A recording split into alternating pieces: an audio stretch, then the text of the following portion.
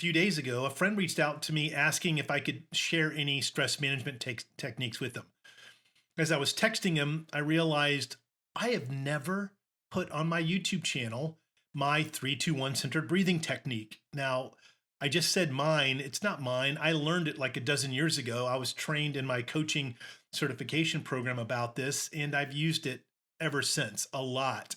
And I teach it to a lot of my clients. So now I want to teach it to you.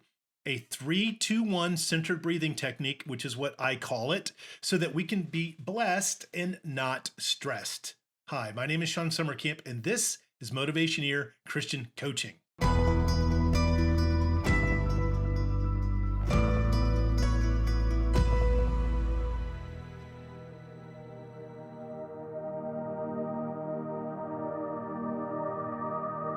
There are lots of ways to reduce stress. The one I'm going to talk about today is centered breathing.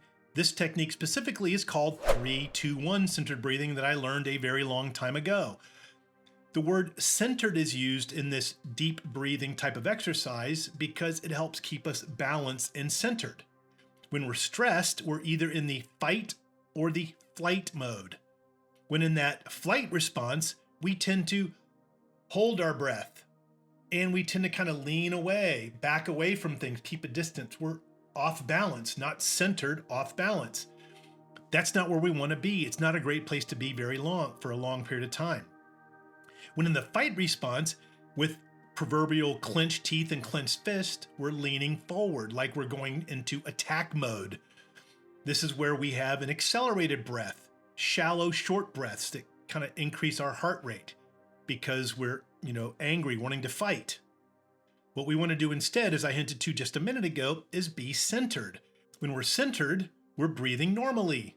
We're standing upright. We're calm. We're relaxed. We aren't any longer in the fight or flight response. Instead, we are balanced. Something that God designed into us very naturally to achieve this, with the body working autonomically on its own, is the human sigh. Have you ever been around someone who sighs a lot? You're just talking to them and they just start sighing. I have a lot of times. What that means is they're either stressed or frustrated or sad. Then usually this automatic response that God designed into us happens when we stay in the frustration, stressed, or sad state of mind for a prolonged period of time. And what the body is doing on its own is trying to reset. What we want to do is trigger this manually. And this is a part of emotional intelligence, right? When we understand that we're stressed, we can stop in that moment before we're stressed for too long and then trigger the sigh response manually. When we do, the reason why the body wants to reset itself is because we're moving away from the sympathetic nervous system activation. That is referred to as the fight or flight system. That's why we want to deep breathe. That's why the body sighs, to try to get out of that sympathetic system and get into the parasympathetic system. This is why emotional intelligence is so key. We want to be aware, what? By the way, parasympathetic is the rest and digest system. I'm not resting. I'm not in a resting state. I'm kind of excited, and we don't want to be like that at work. We want to be calm, cool, and collected. Deep breathing can do this. When we intentionally deep breathe, just like the unintentional sigh, we are activating the vagus nerve. I'm not going to go into it. I'm not a scientist. I'd only be parroting what I've learned over the years, so please go look that up on your own. But it's the vagus nerve which plays the key role in activating the parasympathetic nervous system. This vagus nerve triggers a powerful neurotransmitter known as acetylcholine. This neurotransmitter gets released at the end of the vagus nerve fibers in our heart, in our lungs, in our digestive system. It signals, this is acetylcholine, the heart rate to slow down, the lungs to fill up more naturally, like when we're resting. If we're trying to rest in our chair or go to sleep at night, it's acetylcholine that's kind of going through our body to create that calmness so we can sleep. If we do go to bed stressed, we're going to have disruptive sleep. We're not going to be breathing regularly, and we're not going to get much of it. When this happens, when the acetylcholine triggers the heart, the lungs, and the digestive system, all of that together is what ultimately gives our body that relaxed feeling. This neurotransmitter also downregulates the big three stress hormones: cortisol, adrenaline, and norepinephrine. We do not want those in us for long periods of time. They serve a purpose. God designed them into us, but we just don't want to stay in that state of having our brains dumping it into our bodies and stay there for periods of time. Deep breathing actually does not activate the dopaminergic system, which is what I used to think years ago. It doesn't. Dopamine can start to form once the cortisol, adrenaline, norepinephrine start to, drift away.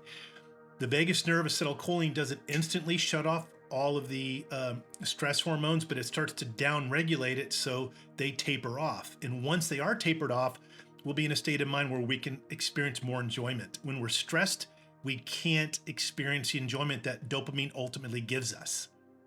So I'm going to describe the 3-2-1 centered breathing to you, and then I'm going to demonstrate it for you. Okay. We take a very slow, deep breath in, and we hold it just for a minute. And then the key here, maybe the most important thing, is to exhale very, very slowly.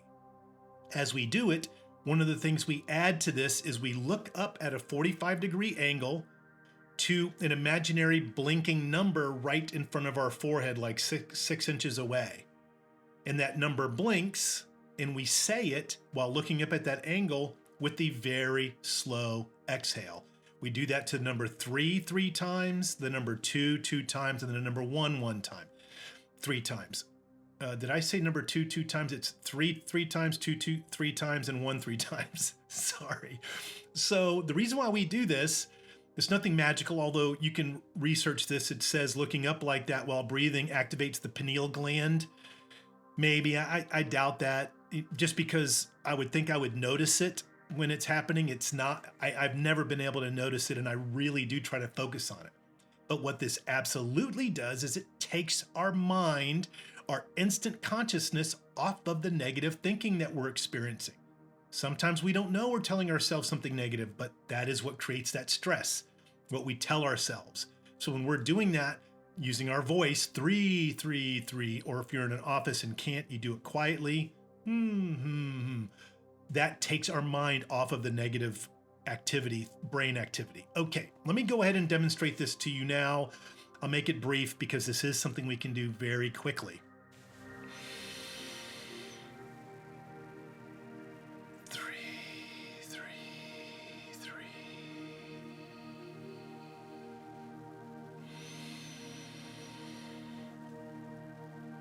2 2 2.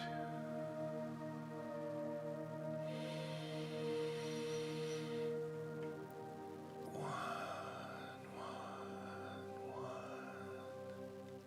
Okay, you may notice just by looking at me, it looks like I'm about ready to go to sleep. This is how brilliantly it works. It calms us that quickly. I'm not tired at all, but this is the calming effect that happens when the vagus nerve is triggered and acetylcholine calms our breathing pattern and our heart rate and our digestive system. By the way, a little added bonus. There are other ways to activate the vagus nerve if you did not know. Humming is one of them. Singing is another one. Gargling, believe it or not, although I've not ever tried that. I might now that I made a video about it and mentioned it. Cold exposure, when you kind of splash cold water in your face, that activates the vagus nerve. A lot of people finish off a hot shower by putting it on really cold for the last 30 to 60 seconds. Now, if you do research about this, you will find, and I'm going to add 2 research articles in the below, 2 links below, research that says prayer activates the vagus nerve.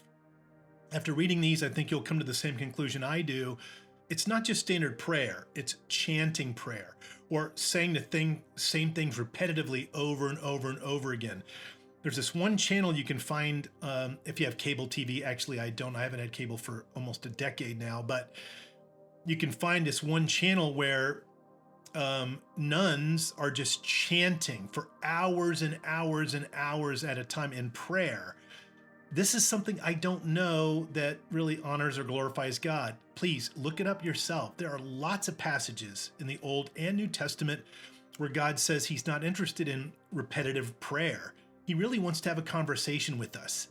That's why those songs that sometimes we sing in church where you're just saying the same thing over and over and over and over again. I'm not really comfortable doing that because my singing to God is me speaking to God as my father, as my friend in an intimate relationship. And I don't talk to anybody like that one-on-one. I don't have a relationship where I just chant something to them. You know, I think prayer, in fact, I absolutely know that prayer is a very wonderful way to de-stress, to calm down. This is not activating the vagus nerve, however. This is us just moving away from the negative thought and getting away to just focus on God, right? Set your mind on things above. Colossians 3, I think that was. There's so many. This is a great thing to do as well, okay? This video is about the centered breathing, but by all means, pray constantly, pray continually. This helps too. I'd love to hear what you think about this. If you're doing the deep breathing and you've never done it before, let me know what your experience is. And if you do have a dissenting view, I want to hear about that too. Just please leave a comment, something in the comments below. Thanks for watching. Please be sure to like and subscribe and turn on notifications so you'll know when I create a new video. Please also consider becoming a member at Motivationeer.com. Your membership really supports this channel. And don't forget, your career is not just a way to make a living, it's a way to transform the world.